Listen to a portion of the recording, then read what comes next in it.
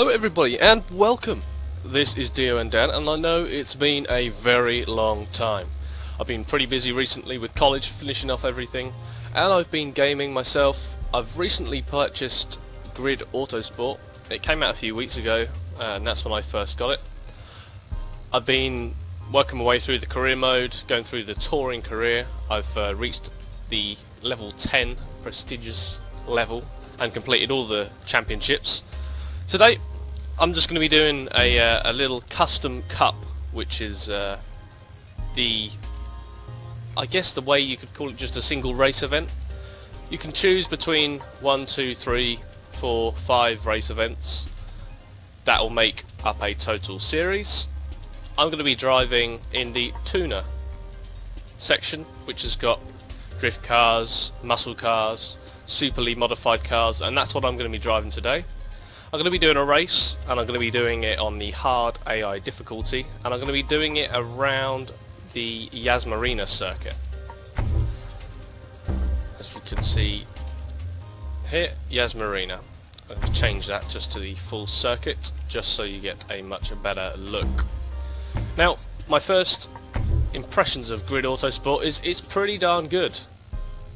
Large car selection, pretty much a good baseline of track selections as well. A lot of them are carried across from Grid 2, but some of them are still their brand new circuits. I like the change in tracks. There's some streets tracks, there's some racing tracks, there's also some drift circuits and some made up circuits as well, which I find extremely good. Now I'm going to go ahead and pick the Honda. There's also the Mazda as well. Wait for it to load. Here it is. You can view each vehicle in as much ways as you want. That's just going to look around the car and the Subaru as well. So as you can see, there is a large selection.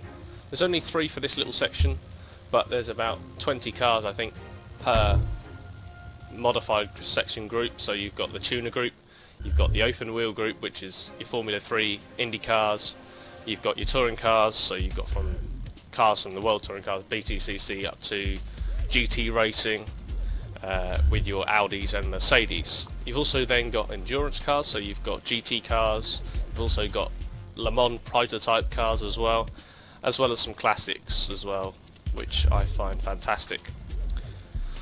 I like the little loading screen. Nothing too flashy about it, it's quite simple, gives you all the information you need, and we're into the menus. So you get a nice little cinematic to start off, and then you've got the grid. Now, most cars have a vehicle tuning rating. This car has a high tuning rating, which means you can change pretty much everything about the car. You can change your brake bias, differential, downforce, ratios, and suspension front and rear. As well as this, some of them have upgrades, so I'm just going to apply all the upgrades possible.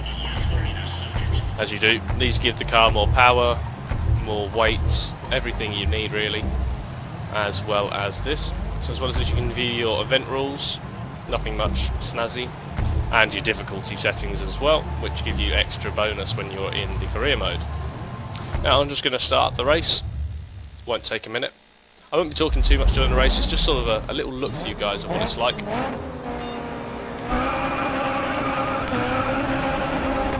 A lot of wheel spin. I'm not running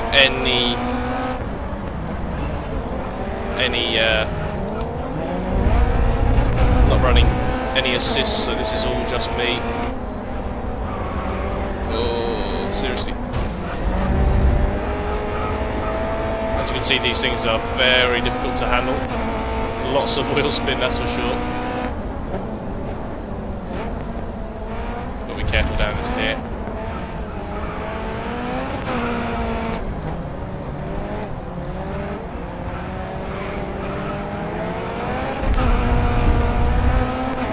Now, here's a different look at the view. So you've got full-on cockpit view. You've got outside the car, which you can look around. You've also got underneath the car as well. And of course you've got... This is possibly my favourite and best camera I've got. Down the inside here. I'm not going to be driving too well while I'm talking, so please forgive the trashy racing. Graphically, obviously this is a very, very pretty game. Grid games have been known to be very good looking games. And although this doesn't set the world alight with its graphics, it's certainly a good attempt. There we go, there's another view of one of the more annoying parts of the game. That's the penalty structure. Sometimes, even if you don't run all four wheels over the white lines, you will get a penalty. I know I did then, but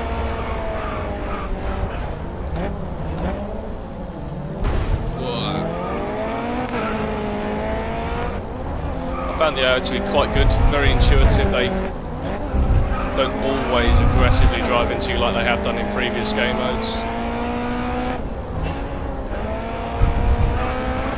Sounds as well, I find quite good. Not the best sounds you're going to get in a racing game, but they're pretty decent. I do like the way they sound. Down, 2 laps left.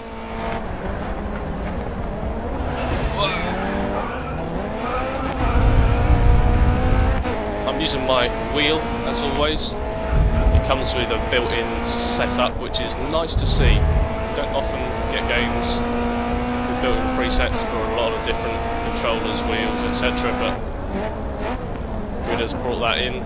Got some nice vibration effects as well, which is always good to see. Go down the inside here.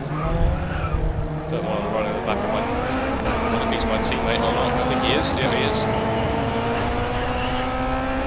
One of the best features is about this game is you can set your teammate to do new things. So I can ask him to attack, I can ask him to defend, I can do pretty much anything.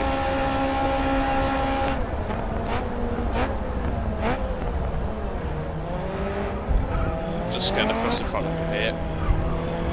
I'm on my way to catch the leader.